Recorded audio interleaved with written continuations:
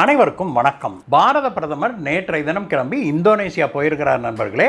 போயிருக்கிறாருன்னு சொல்றதை விட ஒரு கலக்கி இருக்கிறாரு அப்படின்னு தான் சொல்லணும். அந்த அளவுக்கு இந்தோனேஷியாவோடு இந்தியா அக்ரிமெண்ட்டுகளை போட்டிருக்குது. அவ்வளவு பவர்ஃபுல்லான அக்ரிமெண்ட்ஸு, இராணுவ ரீதியிலான அக்ரிமெண்ட்ஸும் இதில் அடங்கும். எல்லாத்துக்கும் உச்சமிச்சது போல நேற்று நடந்த சம்பவம் தான் இப்பொழுது உலகம் முழுவதும் பெரும் பரபரப்பாக பேசப்பட்டு வருது. அது என்ன அப்படின்னா, பாரத பிரதமர் இந்தோனேஷியாவில் தரையிறங்கிறதுக்கு முன்னாடியே வானத்திலேயே வச்சு இந்தோனேஷியா ஒரு விஷயம் செய்தது. பாரத பிரதமரை வரவேற்கும் விதமாக அதுதான் இன்றைக்கு உலகம் முழுவதும் பரபரப்பாக பேசப்பட்டு வருது. அது மட்டும் இல்லை, பாரத பிரதமர் மோடி அவர்கள் இந்தோனேஷியா போய் அங்கே போடுகிற அக்ரிமெண்ட்டுகள் நமக்கு எந்த அளவுக்கு உதவுதோ இல்லையோ, ஆனால் சீனாவை ஆட்டம் காண வச்சிருக்குது அப்படிங்கிறதான் பார்க்குறோம். இன்றைக்கு ஒரு ஃபுல்லி லோடட் வீடியோ நண்பர்களே. அத்தனை தகவல்கள் இந்த வீடியோவில் கொண்டு வந்திருக்கிறோம் உங்களுக்காக. தவறாமல் கடைசி வரைக்கும் பாருங்கள். சப்ஸ்கிரைப் பட்டன் கீழே இருக்கு இல்லையா, அந்த சப்ஸ்கிரைப் பட்டனை தட்டிட்டு வாங்க நண்பர்களே வீடியோக்கு போகலாம்.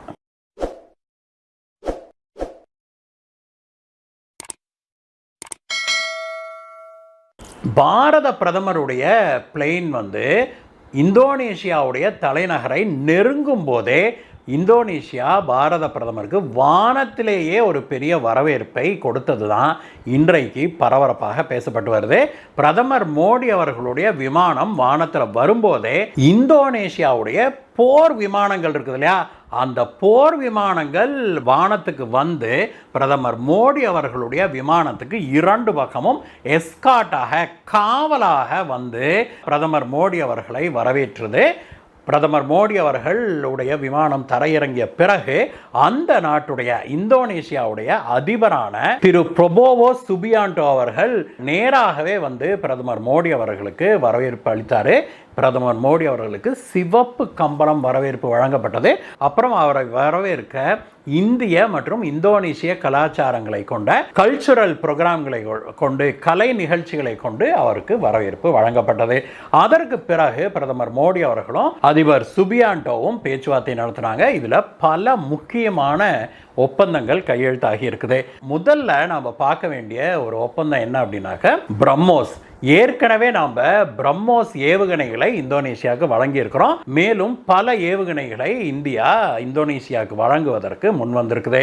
இந்த பிரம்மோஸோட நிறுத்தாம மேலும் இந்தோனேஷியா இந்தியாவிடம் இன்னொரு வகையான ஏவுகணையை கேட்டாங்க, ஆஸ்ட்ரா ஏவுகணைகள். இந்த ஆஸ்ட்ரா ரொம்ப பவர்ஃபுல்லான ஏர் டு ஏர் மிசைல். அதாவது வானத்திலிருந்து நம்ம வானத்தில் பறக்கிற ஒரு டார்கெட்டை அடிக்கக்கூடிய ஒரு மிசைல். அது விமானத்தில் இந்த ஆஸ்ட்ரா ஏவுகணைகளை பொருத்தணும் அப்படின்னா, எதிரி விமானமோ ட்ரோனோ வருதுன்னா அதை நம்ம வானத்திலிருந்தே இது கண்டறிஞ்சு அழிக்கக்கூடிய கெப்பாசிட்டி இருக்குது. அதுவும் ரொம்ப திறன் வாய்ந்த ஏவுகணை தான். இந்த ஆஸ்ட்ரா ஏவுகணைகளை இந்தோனேஷியா கேட்டபோது இந்தியா அதை வழங்குறதுக்கு முன் வந்திருக்கிறாங்க. இப்போ ஏவுகணைகளை வழங்குறாங்க அப்படின்னா அதற்கான ரேடார் சிஸ்டம் எல்லாமே கொடுத்துருவாங்க அப்படிங்கிறத நம்ம புரிஞ்சுக்கணும். அதற்கு பிறகு இந்தியாவும் இந்தோனேஷியாவும் தங்களுடைய ஒப்பந்தத்தை காம்ப்ரிஹென்சிவ் ஸ்ட்ராட்டஜிக் டிஃபென்ஸ் கோஆபரேஷன் அக்ரிமெண்ட்டாக உயர்த்தி இருக்கிறாங்க.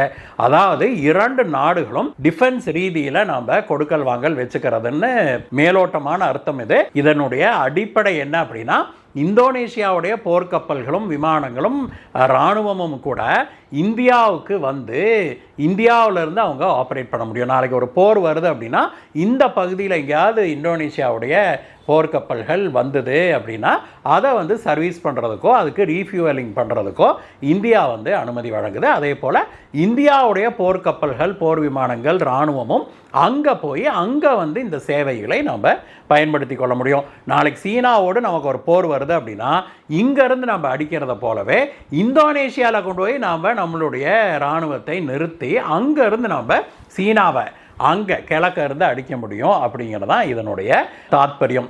இது ஒரு மிக முக்கியமான அக்ரிமெண்ட்டாக பார்க்கப்படுது.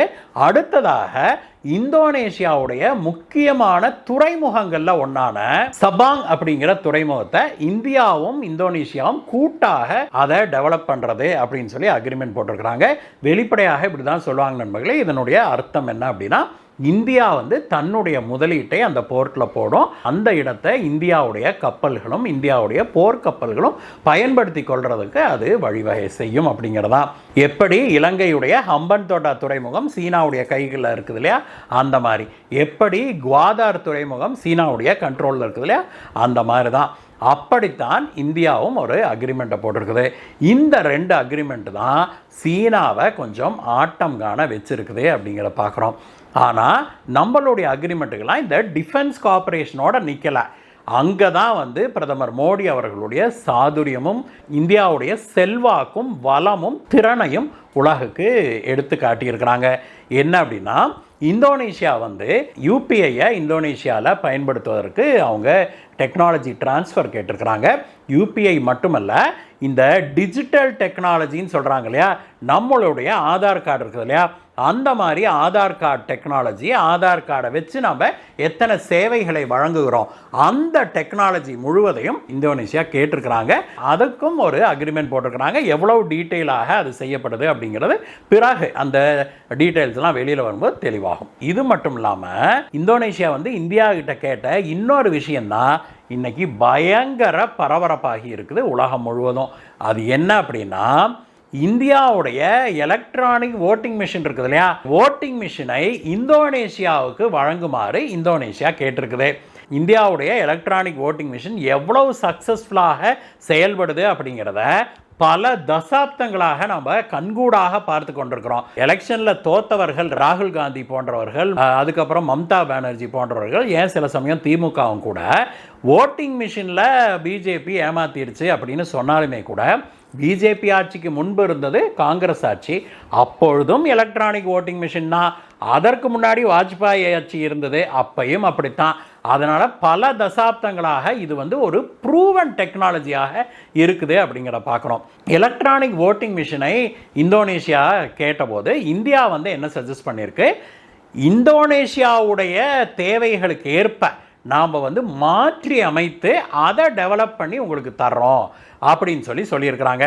இந்தியாவுடைய ஓட்டிங் சிஸ்டம்க்கு இது சூட்டபிளாக இருக்குது, 100% நாம் அதுக்காக டெவலப் பண்ணதான். அதே போல் இந்தோனேஷியாவுடைய ஓட்டிங் சிஸ்டத்தை படித்து அந்த நாட்டுடைய தேவைகளுக்கு ஏற்ப நம்மளுடைய இவிஎம் டெக்னாலஜியை மாற்றி அமைத்து அவங்களுக்கு கொடுக்கறதுக்கு இந்தியாவும் இந்தோனேஷியாவும் ஒரு ஒப்பந்தம் பண்ணியிருக்கிறாங்க. இது வந்து இந்தியாவுடைய ஓட்டிங் சிஸ்டம் எவ்வளவு ஃப்ரீ அண்ட் ஃபேராக இருக்குது, எப்படி எலெக்ஷனில் ஃப்ராடுத்தனம் பண்ணுறதையெல்லாம் இந்த எலக்ட்ரானிக் ஓட்டிங் மிஷின் தடுத்துருக்குது அப்படிங்கிறதுக்கான ஒரு மிகப்பெரிய ப்ரூஃபாகவே இது பார்க்கப்படுது. அடுத்தது இன்னொரு மிக முக்கியமான ஒப்பந்தத்தில் இந்தியாவும் இந்தோனேஷியாவும் கையெழுத்து போட்டிருக்காங்க. அது என்னன்னா, இந்த மினரலை எக்ஸ்ட்ராக்ட் பண்ணுறாங்க இல்லையா, உதாரணத்துக்கு இரும்பு இருக்குது, நிக்கல் இருக்குது, இந்த மினரல் தாதுக்களை எல்லாம் பிரித்து எடுத்து அதை மைனிங் பண்ணி அந்த இரும்போ நிக்கலோ தயாரிக்கிறாங்க இல்லையா, அந்த மைனிங் இண்டஸ்ட்ரியில் பெரிய அளவில் இந்தியா இன்வெஸ்ட்மெண்ட் செய்வதற்கு முன் வந்திருக்குது. இதில் அடிஷ்னல் சொல்லக்கூடாது, மிக முக்கியமான ஒரு இன்வெஸ்ட்மெண்ட் எங்கே போகுதுன்னா, இந்தோனேஷியாவில் இந்த காந்தம் தயாரிக்கிறதுக்கு தேவையான ரேர் எர்த் மினரல் பெரிய அளவில் கிடைக்கிது நண்பர்களே. அந்த ரேர் எர்த் மினரல்களை நாம் மைன் பண்ணி அங்கே பர்மனண்ட் மேக்னெட்ஸ், நிரந்தரமான மேக்னெட் இருக்கு இல்லையா, காந்தம், அந்த காந்தத்தை தயாரிப்பதற்கான தொழிற்சாலைகளை அமைப்பதற்கு இந்தியாவும் இந்தோனேஷியாவும் கையெழுத்திட்டிருக்கிறாங்க. இது ஏன் அவ்வளவு முக்கியமான விஷயம்? என்னங்க சார், காந்தமெல்லாம் ஒரு மேட்ரா, எங்கே பார்த்தாலும் கிடைக்கிது, இதை போய் நீங்கள் பேசுகிறீங்களே அப்படின்லாம் தயவு செஞ்சு நீங்கள் நினச்சிடாதீங்க, கேட்டுறாதீங்க. ஏன்னா இன்றைய உலகத்தில் காந்தம் நம்ம சாதாரணமாக நினைக்கிற அந்த மேக்னெட் இருக்குது இல்லையா, அதுதான் வந்து பயங்கர பவர்ஃபுல்லான ஒரு வெப்பனாகவே பயன்படுத்தப்படுது. இந்த காந்தம் வந்து எல்லா எலக்ட்ரானிக் பொருட்கள்லையும் எல்லா எலக்ட்ரானிக் சாதனங்கள்லையும் பயன்படுத்தப்படுது. உலகத்திலேயே இன்றைக்கு மிகப்பெரிய அளவில் பயன்படுத்தப்படுகிற ஒரு தாதுலேருந்து தயாரிக்கப்படுகிற விஷயம் அப்படின்னா அது இந்த காந்தம் தான். இந்த காந்தத்தை தயாரிக்கிறதுக்கு பிரத்யேகமாக சில ரேர் எர்த் மினரல்ஸ் தேவை, அரிதாக கிடைக்கிற சில மினரல்ஸ் தேவை. இந்தியாவில் அது அதிகம் இல்லை. அது வந்து உலகத்திலேயே யாருக்கிட்ட அதிகம் இருக்குதுன்னா சீனாகிட்டையும் ரஷ்யாகிட்டையும். சீனா தான் உலகத்திலேயே ஆக அதிக காந்தத்தை தயாரிக்கிற நாடாக இருக்குது. இந்தியாவுக்கும் சீனாவுக்கும் 2020 கல்வான் பிரச்சனை வந்தபோது இந்தியா பலவிதமான பொருளாதார தடைகளை சீனா மேலே விதிச்சது இல்லையா? அப்பொழுது சீனா திருப்பி நம்ம மேலே விதித்த ஒரு மிக முக்கியமான தடை என்னன்னா, காந்தம் மற்றும் காந்த பொருட்களை இந்தியாவுக்கு ஏற்றுமதி செய்யக்கூடாது அப்படிங்கிறதான். இதை மட்டும் நிறுத்திட்டா காந்தம் மட்டும் நம்மளால் தயாரிக்க முடியல அல்லது நம்மளால் இறக்குமதி செய்ய முடியல அப்படின்னா நம்மளுடைய எலக்ட்ரானிக் இண்டஸ்ட்ரியே படுத்துகிறோம் அப்படின்னா பார்த்துக்கோங்களேன். அந்த அளவுக்கு உலகத்துடைய எலக்ட்ரானிக்ஸ் இண்டஸ்ட்ரி இந்த காந்தத்தை நம்பித்தான் இருக்குது. ஆனால் இந்த காந்தத்தை தயாரிக்க தேவைப்படுகிற அந்த ரேர் எர்த் மினரல்ஸ் இந்தியாவில் அதிகம் இல்லை. துரதிர்ஷ்டம்தான் நமக்கு அது இல்லை. அதனால் இந்தியா இப்பொழுது ஆப்பிரிக்கன் கண்ட்ரீஸ்லையும் பிற நாடுகள்லையும் இந்த காந்தம் தயாரிக்கிறதுக்கும் ரேர் எர்த் மினரல்ஸுக்காகவும் இந்தியா அங்கங்கே போயிட்டு எல்லாம் அக்ரிமெண்ட் போட்டுக்கிட்டு இருக்கிறாங்க, கொண்டு வர முயற்சிக்கிறாங்க. அந்த மாதிரி இந்தோனேஷியாவில் நிறையவே இந்த ரேர் எர்த் மினரல்ஸ் இருக்குது. அதை எடுப்பதற்கு இந்தியாவும் இந்தோனேஷியாவும் ஒரு ஒப்பந்தம் போட்டிருக்கிறாங்க. இதுவும் சீனாவுக்கு நாம் விடுத்திருக்கிற ஒரு பெரிய சவாலாகவே கருதப்படுது. இதுவும் சீனா இரிட்டேட் ஆகி இருக்கிறதுக்கு ஒரு மிக முக்கியமான விஷயமாக பார்க்கப்படுது. இவை மட்டுமில்லை நண்பர்களே, இப்போ நாம் சொன்னதெல்லாம் பிரதமர் மோடி அவர்களும் அங்கே இந்தோனேஷியாவோட பிரசிடெண்ட்டும் கையெழுத்திட்ட மிக முக்கியமான அக்ரிமெண்ட்ஸ் தான். இவை போக மேலும் பல அக்ரிமெண்ட்டுகளில் கையெழுத்திட்டிருக்கிறாங்க. உண்மையிலேயே இந்த ட்ரிப் பிரதமர் மோடி அவர்கள் இந்தோனேஷியாவுக்கு மேற்கொண்டிருக்கிற இந்த பயணம் இந்திய இந்தோனேஷியா உறவுகளை அப்படியே மாற்றி அமைச்சிருக்கிற ஒரு மிகப்பெரிய அளவில் மாற்றி அமைச்சிருக்கிற ஒரு பயணமாகவே இருக்குது. இன்னொன்னையும் நம்ம மனசில் வச்சுக்கணும், இந்தோனேஷியா ஆசியான் கூட்டமைப்பில் ஒரு முக்கியமான நாடு. அப்போ இந்தோனேஷியாவுக்கு நம்ம என்னெல்லாம் ஏற்றுமதி செய்கிறோமோ அது எல்லாமே ஆசியான் முழுவதும் கிடைக்கும், ஆசியான் முழுவதும் செல்லக்கூடும் அப்படிங்கிறதா உண்மை. பிரதமர் மோடியுடைய இந்த அக்ரிமெண்ட்டுகள் இன்னைக்கு உலகம் முழுவதையும் திரும்பி பார்க்க வச்சிருக்குது அப்படின்னே சொல்லணும். பிரதமர் மோடி அவர்களுடைய முதல் நாள் பயணம் முடிஞ்சிருக்கு நண்பர்களே. இன்னும் 5 நாட்கள் அவர் இந்தோனேஷியா, ஆஸ்திரேலியா, நியூசிலாந்து பயணத்தை முடிச்சுட்டு வருவார். தினப்படி அவர் என்ன செய்கிறார் இந்த பயணத்தில் அப்படிங்கிறத உடனுக்குடனே நாம் உங்களுக்கு தெளிவாக கொண்டு சேர்க்குறோம். இந்த வீடியோவை பற்றிய உங்களுடைய கருத்துக்களை சொல்லுங்கள் நண்பர்களே.